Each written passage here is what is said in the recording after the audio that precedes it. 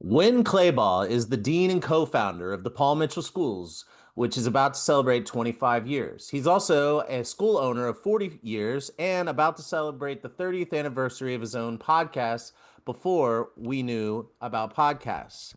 Today, we're going to hear his startup and founder story. I'm going to ask questions about his path, his wins, his fails, lessons learned, the tangible, the intangible cost of entrepreneurship, and all lessons and relationships that led to his success.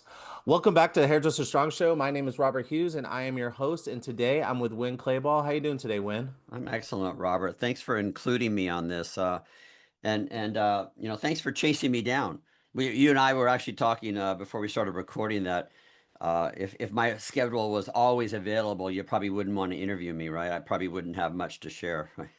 Yeah. I mean, I will say, it's always like so lovely when get a chance to talk to somebody and I know they're really busy and our schedules align like so easy. As a matter of fact, I would even say that when we were talking, it was pretty crazy time for us because we had our big event. So I was actually grateful.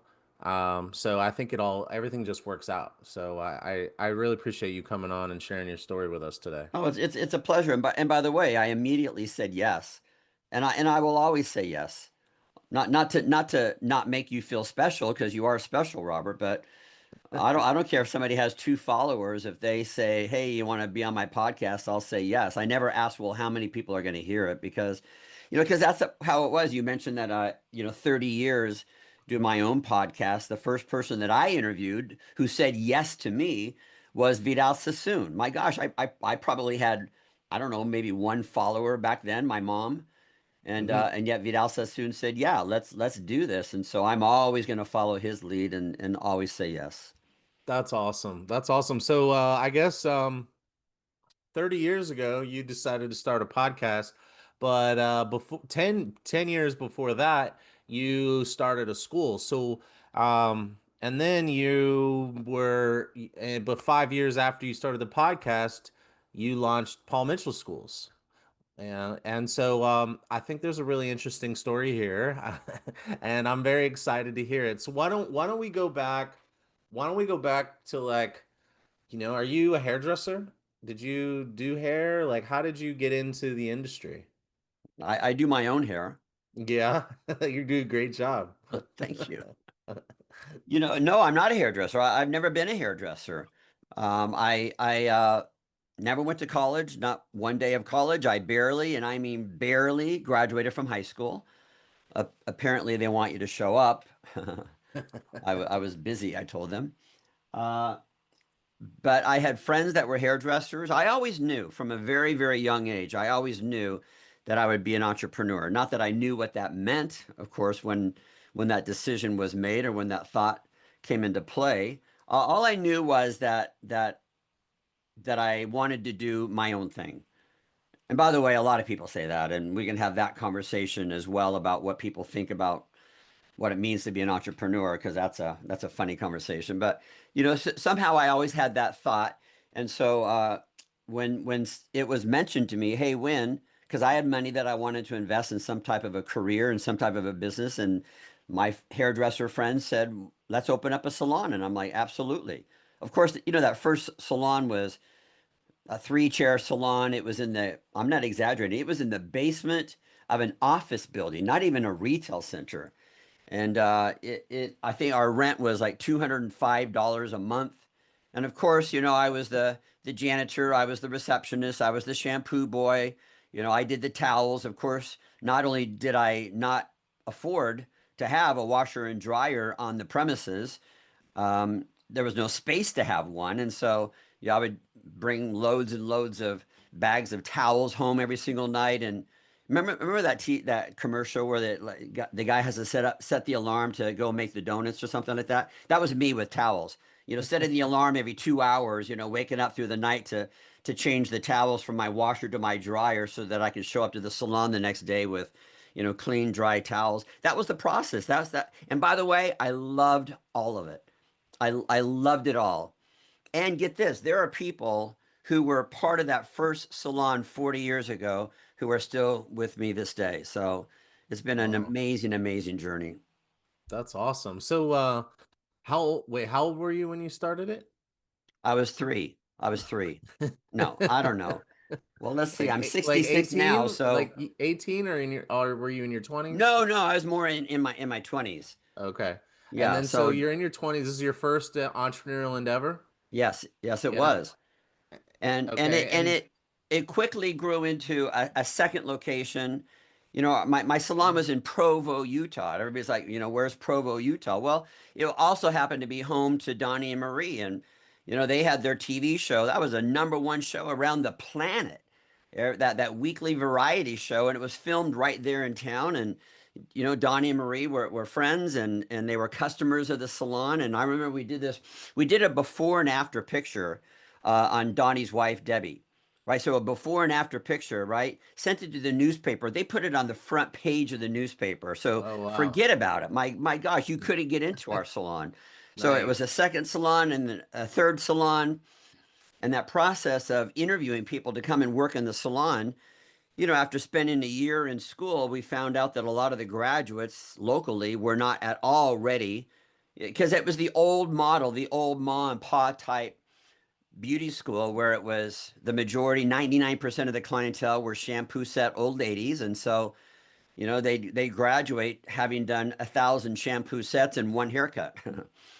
So we thought the best way to train them would be to train them ourselves. And that's when I got into the school business. So, question. So, how did you get the first space? Like, was it like a handshake deal? Did you have to put down a deposit?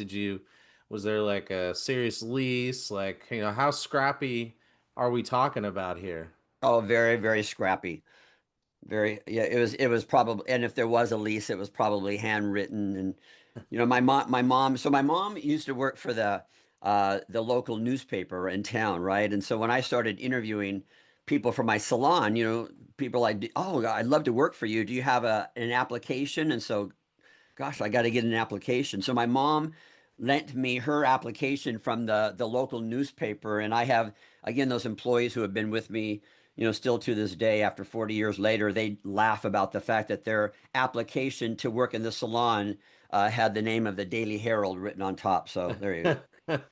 It was all scrappy, you know what I mean? I But love it. no, I have this belief system of ready, fire, aim. Ready, fire, aim. Because a lot of people, they're like ready, aim, aim, aim, aim, and they never fire. They never do anything. Like, well, I'm still waiting to get the right mentor. I'm still waiting to get the right financing. I'm still looking for the right location. And so they have this mindset of, oh, I'm going to do something amazing one day, but they never fire. And so, we didn't know what the hell we were doing back then, but it worked. We hustled.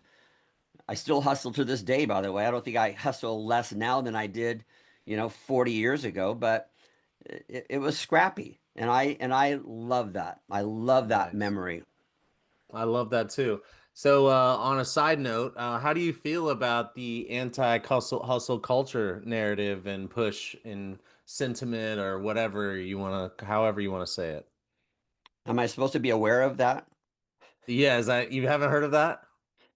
I think that the word hustle maybe has a bad connotation. People think that if you hustle, that means you're willing to screw people over to get what you want, and I don't believe that that's what it is at all. For me, Yeah. hustle means I'm still up at 4 a.m. every day. I still get up at 4 a.m. I still put a lot of thought and energy. I am still on shaky ground every single day. I still sometimes, a lot of times, don't know what I'm doing, but I'll do it anyway. And to me, that's all part of the hustle.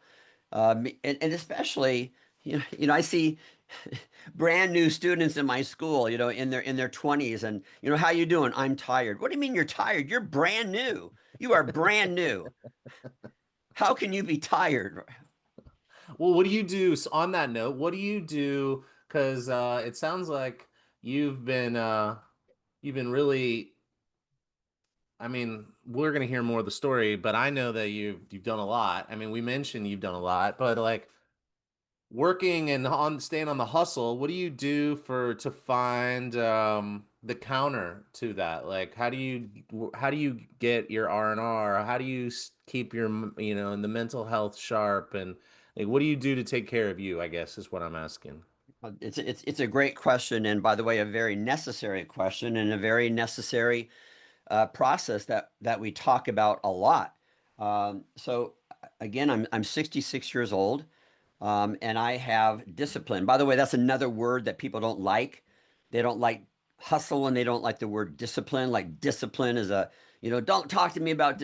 Well, for me, discipline means that you're willing to do what you need to do, even if you don't like doing it, because that process of having the discipline and taking those steps and having that routine every single day, it can lead to things that you really want in life. So, for example, I don't really enjoy going to the gym 5 days a week, but what do I love? I love energy. I love the fact that the parents of my daughter's friends at school, who, by the way, those parents are 20, 30 years younger than I am. I think I'm the oldest dad in the group. I'm the age of the grandparents of her friends, right? But they can't keep up with me, right? I remember, maybe I'm boasting a little bit here, but I remember a birthday party for one of my daughter's friends, and they held the birthday party at the beach, right? And the other dads came up to me and said, could you put your shirt back on, Win, because you're making us look bad. Meaning, again, they're 20, 30 years younger than I am, but yeah, I'm ready to hustle. I'm ready to be up at 5 a.m., 4 a.m. every single day, and I'll go to the gym. And not that I don't make the gym enjoyable, because I do, and I have this routine that makes it pleasurable and think something that I look forward to. But what I love, the discipline that I have for the gym or for other things in life, is that I value energy. I value mental health. I value wellness. The reason why we invest in relationships is because, well, we value that. And sometimes we say that we value something, but then our behavior doesn't back it up. Nice. Love that. Love that answer. Okay. So let's get back to your story. So you have this experience as a young entrepreneur that turns in, you have success, you start opening up multiple locations. How many locations did you get to?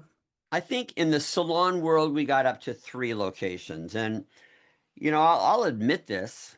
Had I stayed only in the salon business, meaning had I not started opening up schools and only been a salon owner, I don't know that I would still be in the industry today.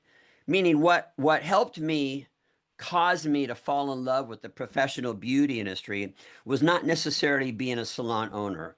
The reason why I fell in love with the professional beauty industry was because I got involved in schools. I love that culture of learning. I say that I can walk into my schools with the stupidest idea, and those students are like, yeah, let's do it. And I just love that energy. Not that hairdressers, professional licensed hairdressers in the salons, can't still have that passion, and I hope that they do. But who is it? My good friend James Morrison from Tony and Guy. He tells that joke. How many hairdressers does it take in the salon to teach a new haircut? 100. One to do the haircut, and 99 to stand there and say, "Oh, I could do that." And sometimes you do get that attitude in the salon. Yeah. They sit back and they cross their arms like, I dare you to entertain me. I dare you to change my mind about how things should be done. But students, again, that beginner's luck attitude that they have, and which also brings me to another quick story. Can you tell that I have ADHD? Can you tell? Are you picking up on that? So I'm at the premiere show in Anaheim, maybe last year. Anyway, so I'm there speaking, and before I'm speaking, this group said, "Hey, Win, we want to introduce you to this hairdresser." I'm like, "Okay." So they take me into this hands-on classroom. So you walk in, and of course, there's like 100 mannequin heads set up there, ready for this hands-on class. Hasn't started yet, but they take me to the front row of this classroom, and they introduce me to this hairdresser who is 85 years old. She had been doing hair since she was 14 years old, and yet there Wow. she was, paying money on the very front row, arrived before everybody else, and she's ready to learn. To Love me, that's that. just That's what I mean by discipline. That's what I mean by hustle. That's what I mean by that passion that you have to continue to love what you do. And by the way, I know some 18-year-olds who already know it all. Yeah, well, I was there before. I used to know everything. It's So, exhausting, isn't it? yeah. So I met a guy, oh no, what's his name? I just met him for the first time. He said he'd been doing hair. He's like 88, I think. And he had like a swagger. He was oh man, I forget his name. I don't have my phone on me. But he was in Chicago and he's on the board of ABS in Chicago and he's still God, on the board. you got to Oh, love his it. oh, I got it. My wife just brought it to me. Beignet Davis, and anyway, he's I was just like looking at an interview with him that he did not that long ago. But same thing, like he was saying that he just loves his he loves what he does, and he said I find joy in coming to work. Isn't And that I great? tell the young people all the time, you need to find joy in what you do. And I'm like, God, I just like talking to him. It's such a great attitude. It's so attractive. Sidell Miller taught me this. She said that to be truly successful, you need three things. You have to love what you do, you have to love who you do it with, and you have to love who you do it for. Those three things. Because if you love hairdressing, you love the technical and artistic side of it, but you hate the team of people that you work with every single day, you don't think your customers are going to pick up on that. Customers don't want to spend money in that type of a salon and that type of a spa, that type of a barbershop. And so you need all three. Love what you do, love who you do it with, and love who you do it for. Yes, love that. Okay, so you have the three shops. You start to see a deficit, or you notice that there's like a need in the education space, and so like you open up a school. Like, can you tell us about like from idea to opening, like what that process like getting the first one open? If there is such a thing as beginner's luck, I'm sure that was hanging over my head because I just laugh at how we put this thing together. Now, first of all, my first school was on the second floor. Now, and by the way, there was no elevator. Okay, back then buildings didn't have those same requirements where you have to have an elevator. Well, I chose the second floor. Why? The rent was cheaper. Than a street level retail space. The rent was cheaper upstairs, and so that's why I put my school up there. Gordon Miller. I love Gordon and known him for years, and I think he told me this story 30 years after the fact that it happened. He was managing some beauty schools in Salt Lake City, and of course that boss heard about this young kid opening up a school. Who is this guy? Go check out the competition. So Gordon drives down and comes and visits me where I don't think we had opened yet. Maybe we were still under construction a little bit. And I lied to him. Why'd you put your school on the second floor? Isn't this? I said I did it because I didn't want the old ladies with the shampoo sets to find their way up the stairs. That was the excuse that I gave. I didn't say, well, I can't afford the rent for Right, for right, a of street course. level. I said, no, there's a reason for this. Now, I will tell you though that we were very proactive and because that's a university town, and we were very proactive in marketing the services to college kids. And we were packed. We were packed. That was the hip place to come because college kids, they still want the latest, but maybe they're on a budget as well. And so let's go to a beauty school, especially that type of a beauty school that didn't look like a laundromat, didn't have a bunch of, blue-haired old ladies sitting around getting their shampoo sets. Now, I do need to come clean here is that I did repent and I did make up for the fact that we later took care of the old ladies. And there's a kind of a funny story behind that. So I remember it being in the school and this old lady who had been coming every single week for years and years for her shampoo set. And of course, I'm always out there getting to know who they are. And I love old people anyway. And so, of course, I knew who she was. Her name was Gladys, and Gladys says, hey, Winn, how much hair color can I get for $5?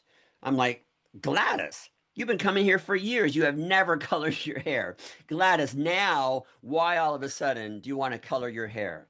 And she said, because it's my husband's funeral tomorrow. I was like, okay, Gladys, you don't pay. This is free. In fact, Gladys, you will never pay again. In fact, no senior citizen will ever pay money in this school ever again. One of those stupid business decisions that you make based on pure emotion. Let me tell you something. All of a sudden, those 30 regular shampoo set old ladies turned into 100, turned into hundreds. Yeah, and I was getting cards, I was getting cookies, I was getting quilts. I was getting marriage proposals, because these old ladies, they don't show up empty-handed, they're going to bring Right. me cookies, right? And it was, yeah, it was a stupid business decision, but I guess it was what I needed to do to make up for the fact that I put my floor on the second floor, my school on the Yeah. second floor. So Yeah.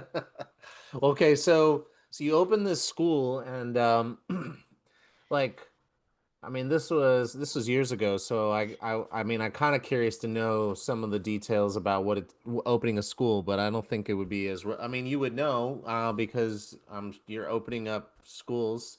So you had one school, and did you open up another school opened up a before second Paul location. Mitchell? Yeah. So Okay. that first school was in Provo, opened up a second location in Salt Lake City. And then by then, it was time for me because I'm from Southern California and I wanted to move back to Southern California. And so in the process of doing that, kind of took a break. My not didn't take a break, that's for sure. I've never taken a break, but added another career on top of that, and that was to be a speaker. And so I kind of launched a speaking career, and that kept me busy for 30 years as a speaker, which, by the way, also, because there was a great lesson in that, I think that every business leader, if you own a business, you need to become a motivational speaker. Because I know brilliant, brilliant entrepreneurs who can't move a team of people with their vision using their words. They're just not good speakers. And so I think to develop the skill of being a wonderful, wonderful speaker, you better believe it served me well. And I would venture to say that the majority of the current Paul Mitchell schools that we have, they came about. Why? Because those school owners who are now school owners, they heard about me, they learned about me, they were inspired by me because I've been on the road for 20, 30 years as a speaker. And so that's where a lot of them came from. It served me well. So anybody out there who is interested in that, do you have any advice for them? If A they, lot of advice, yeah.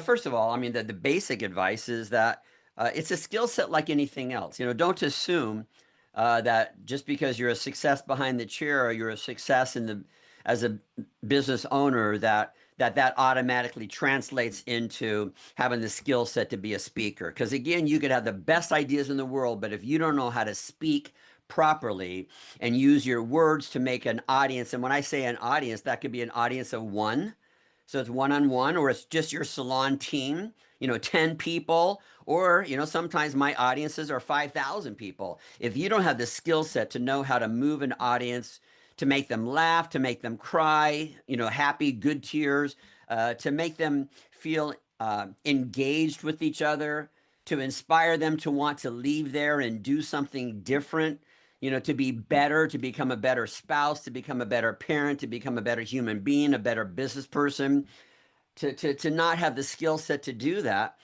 So there's great organizations like what's it called? Uh, oh gosh, the local organization that teaches people how to speak, Toastmasters.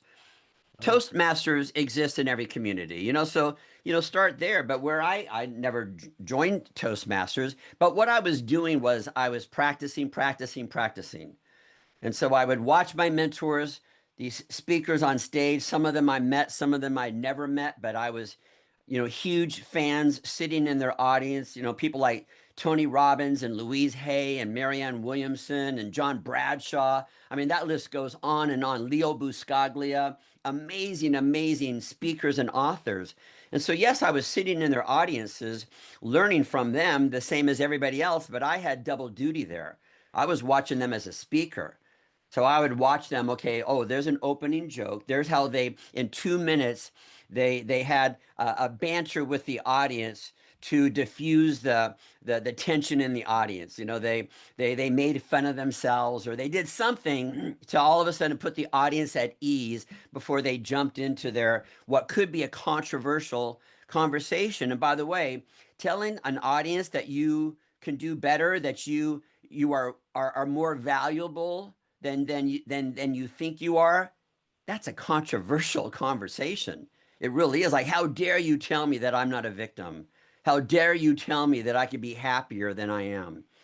And so when a speaker or a business leader knows how to do that, my gosh, just watch things come together for you. Just watch, you'll attract amazing, amazing people. And that's the beautiful journey that I had. Nice. I love that. Awesome. Thank you. Okay, so you end up opening up another location. You're at two locations, and then you start your speaking career while you still have the two schools. Do you Yep. still have the three salons as well or no? No, I didn't. I sold them. Okay. And you sold them before you opened the first school or the R- second school? You know, that's it. That's a good thing. A good question. You know, probably all at around the same time. You know, this the Okay. same time that I'm leaving Utah and starting my speaking Oh, career. okay. Yeah. And then do you open like tell us about the opening of the first Paul Mitchell school? Like how did that happen? And how long after opening up the second location did it happen? Well, you know, I again back to being a good speaker and how that has served me well. How I got connected to John Paul DeJoria and to the Paul Mitchell Company was they were hiring me as a speaker. I think the first time that they hired me, actually, I know when it was. It was in 1989, and it was soon after the man Paul Mitchell had passed away. And so they were doing these trainings, and they were looking for somebody that could come in and inspire. You know, there was a lot of um, maybe shaky ground right then because people are thinking, you know, Paul's dead, you know, the company's going to die as well. Of course, you know, John Paul steps up, and we all know how that story turned out. What a brilliant genius of a man he was and still is to this day. Um, so they started hiring me, and in fact, I remember a conversation with John Paul because I was doing a lot of work with Vidal Sassoon Company, with Aveda, with Tony and Guy. Meaning, I didn't care. To me, the banner that I was standing under didn't matter. You know, what mattered to me was I was having an opportunity to share my stories and share my journey and share my ideas and spread a wonderful message that was universal. And I remember John Paul one day saying to me, hey, I want you to be exclusive with Paul Mitchell. And I said, no, I won't do that. And he said, I tell you what, he said, I will keep you so busy that you won't have time to work for any of those other companies. I'm like, okay. But that was as a speaker. And so at around the year 1999, John Paul approached me. So by then I had been traveling with them for 10 years. And he had approached me about opening up Paul Mitchell schools. So when your schools are successful, and even though we were in Provo, Utah, we knew way back then that we needed to be on a national stage. And so, of course, my students were entering student competitions. You know, back then there was the Long Beach Hair Show and the IBS shows, and my students were flying to these shows, entering these competitions, and many times we were winning first place. You know, so there we are, a school in Provo, Utah, just took first place. Who the hell are they? Right? That spread the word as well. So when John Paul came along and said, "Hey, we've been talking about this." In fact, we even found a video of the man Paul Mitchell saying, one day we're going to get into the school business. And John Paul said, we really want to do this. And I said, you know what? You can't pay me to do this, but you can make me your partner in opening up Paul Mitchell schools. And I'll say yes to that. And he's like, well, duh. He's a great guy. And by the way, Nice. it's not like he said, you know, oh, we'll be partners, but I'm 51 and you're 49. He's like, we're partners. We're partners in this. And that probably was a lot of a handshake.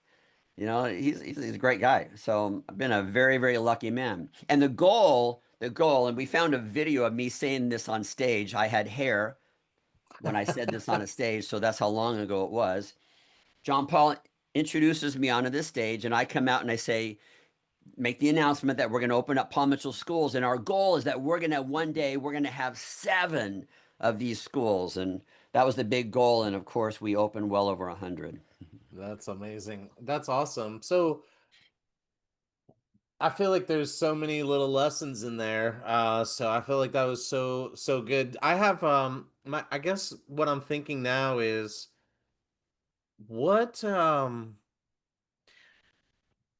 don't know anybody I haven't talked to anybody who wants to open up a bunch of schools. So I can't say I'm asking this question for a specific person. I can say I have quite a few people saying they want to open up multiple location businesses like a nail spa or like a hair salon or barber shops, and they want to scale. So I feel like I want to ask you to talk about um like what is you open up one salon like I'm one spot. I mean, I'm thinking like you want to figure that out, and then like do you wait until you get that right and you get that down? How long does that take before you open up the next one? And then like does it ever turn into a snowball kind of situation where you're opening up multiple at once? Can you talk about that? Yeah, absolutely, Robert. And it's a great question. Uh, because what you have to do to be able to scale, when you have 2 locations, okay, and if they're 50 miles apart, okay, I can drive from one location to the next location in the course of a day, which means if I'm the entrepreneur, I can be in both locations every single day. Right, 3 salons, 3 locations, 3 schools. Okay, well, that gets a little tougher. That means, maybe I'm only in one of the locations only 1 or 2 days a week. Okay, well, then what's happening those other 3 days when I'm not there? What I'm getting at is the success of your locations, the success of any business, even if you have one location, cannot be the human being that's the entrepreneur, that's the manager that has the original idea, the one that makes that happen. When I interviewed the president of Outback Steakhouse. 650 locations worldwide, and he said, "You know what, Win? We have never received a letter from a happy customer saying I love Outback Steakhouse because of the president." He said, "We have never received that letter." He said, "Why do they love our stores? Because of the front line people, meaning it's the person who greets them. It's the server. It's the busboy. It's the cook. It's the front, meaning the president is never in that location, and yet customers are still in love with that location." My point is everything has to be systematized, meaning people do not run a successful business. Systems run a successful business, and then you hire the right people to manage and work those systems. Love that. Awesome. So I that's love what we that. were doing in that first location. Everything had to be written down. Okay, this is how we handle a complaining customer. Well, write that down. How did we do that? Because when it was the original team and I was part of that original team, oh my God, something went wrong today. Win, jump in, and everybody would jump in. Why? We were physically there. We had the right mindsets. Our hearts and minds were in the right place. And so, of course, we would handle it. We would fix it. But what if we weren't there? Who's going to handle it? How are you going to what's the system to make sure that this business is a success? And so that's what we really had to do when we got that offer from John Paul to go into business. Okay, let's start putting everything that we do, how we run this place into a system. And for me, a system is defined as this is how we do things around here. So, did you know to, I mean, so you were saying like when did you start doing that documenting of everything? When you opened the first Paul Mitchell school, or because it sounded like you were saying you were kind of handling things before. We were in just like kind of handling things before between the two locations. You know, the second okay, that we knew that, okay, not only are we putting the Paul Mitchell name on this, but this okay, is going to be duplicated over and over again. So there's going to be a team of people who are going to be running schools where I never step foot. Not gotcha. never, Okay, because I do, but day to day, I'm not in those buildings. And this right. brilliant team that I've been working with at that point for many, many years, they may not step foot in these buildings. There's going to be brand new people that are going to be hired to work in those schools. And so that's when, yeah, we got to start documenting everything. And by the way, when I say that your businesses are run by systems, I think there's two qualities of a system. The first quality is that it's written down. If how you run your business is not written down, then you don't have a system. Everything, every as simple as how you answer the phone. And everybody has to answer the phone the exact same way. It's written down, and that's the first quality of a system. The second quality is repetition. Repetition of the system, meaning train, train, train, train, train. Gotcha. Yeah, this is great. So I guess if someone out there is thinking like they want to expand, uh, and you don't have, and you're not sure if you got everything documented, just start writing it down. And I feel like you could kind of like ask AI to put it in some sort of order for you later. Just start writing it down and getting it documented so you have it. That's so good. That's okay, so that's like one location. So you had that first location. Can you talk about going from one to multiple and what can you tell us about that experience and any lessons that you might have learned? Any sort of like major mistakes that you had to learn from or anything like that? Are we talking about last week? I mean, I don't know, it's like Of I've course we literally are. asked people before like if about mistakes and they're like, "Well, I don't really make mistakes." So, My God, we all do, and we continue to, which by the way, that's where that whole sentiment that we were talking about at the very beginning, the sentiment of hustle and discipline, so yeah, we're gonna make mistakes, but guess what? We're a culture of let's jump in and figure this out. And so that's the hustle part of it. Lots of mistakes, and to this day, like so. Let's say that there are 10 steps on how to properly take care of a customer. And by the way, I'm repeating a story that a spa owner told me, right? And the story was, step one is you greet them. Step two is you have them change into this robe because it's a spa client. Step three, you escort them to where they change. Step four, so all these steps, 10 steps.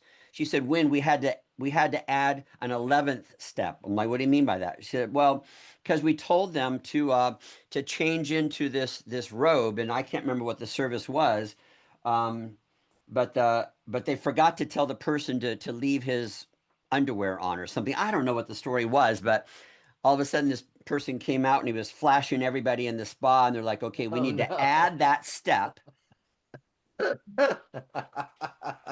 meaning what works today may not work tomorrow. So you're always I heard, I love this quote. The 6 words of a failing business are, we've always done it that way. Amen. I love that. Meaning you never graduate. You never graduate. You're always tweaking, you're always reinventing, you're always learning, you're always adding to it. And so of course what we started with way back then, talk about that first school. I remember when somebody was taking a tour of that first school that I was building, and this was somebody who had experience from the school of business. Maybe it was Gordon Miller. I remember after the tour, they're like, "Where's the dispensary?" I'm like, "What's a dispensary?" Yeah, we're going to do 200 colors a day and we have no dispensary. So, so meaning you learn, you figure it out. Here's the I'm going to answer your question now, okay? Here's what I learned very, very soon into this process of major expansion was that not only was I not the smartest person in my organization, I also didn't need to be the smartest person. Because there's that side of me, and maybe it's a lot of entrepreneurs, and human beings can relate to this, is that we think that if we're going to be successful, when we walk into a room, I have to be the smartest person here. When I walk into a room, I have to be the prettiest person in the room. When I walk into this room, I have to be the most talented hairdresser in this room.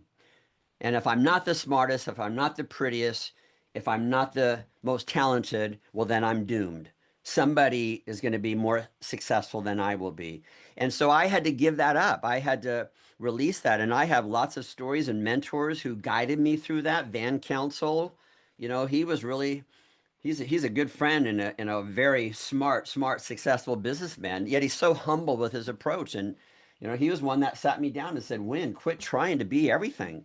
You don't have to be the smartest. Just make sure that you're a super good person, that you're honest, that you're integral, and you'll attract the smartest people. You'll then attract the most talented people. I still want to be the prettiest, but I gave up on being the most talented and the smartest. So that's the answer to my question, or to your question. Surround yourself with super smart people. I have This the is best IT people working for me. I have the best financial aid people working for me. I have the most incredible people who know marketing, who understand education, who are brilliant in writing curriculum and publishing curriculum. I have incredible people that work with me. That's awesome. That's so good. This has been such a great conversation. Hear your startup and founder story. It's we're kind of coming up on our time, and I feel like there's more to the story. We got kind of into you getting lift off. Do you to wrap things up, or you want to give us any sort of like any more of the story that you got the salons, you got the speaking career, and you said you had a 13-year-old daughter, and so like tell us about like having balance in a family with being having like such a big business, and any other bits of the story or something you might be working on now or anything like that. Um, yeah, we could do a whole podcast on my 13-year-old daughter and what what it means to be a dad, what that did for me. And I could easily draw a line between being a dad to a 13-year-old daughter and how that made me a better business person, how that made me a better boss. And that's the conversation I love to have. And of course, I'm a Swiftie. I'm a Swiftie. Yeah, nice. Okay, and proud of it. So there's lots of conversations about that. Probably the thing, I do have the discipline, so people can't keep up with me, but that's not by accident. I don't naturally have energy. I'm not naturally a happy person. Truthfully, I'm not. It's something that I have to work at every single day, and so that's where the discipline comes in. The discipline of being up at 4 in the morning, the discipline of being at the gym 5 days a week, the discipline of 8 hours of sleep every single night, like all of that plays into it. But to answer that question as a wrap up, I think that I would love to talk about the importance of philanthropy. That every business, and I don't care if you've been in business only 2 days, tell me about your plan for philanthropy. Tell me about your plan to give back to your community, because you're consuming. We're all consumers. We consume water, we consume trees, we consume oxygen, and every business is consuming a portion of the paychecks of their customers. So you're consuming, you're taking.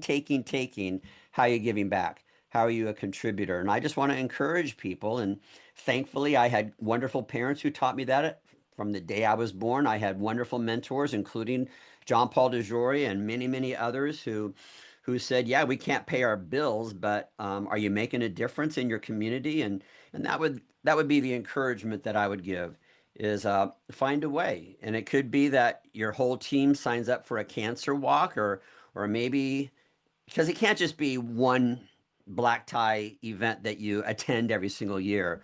That's great doing that in September, but what about in October? What are you doing in November? What are you doing in January? What are you doing about the food bank in February?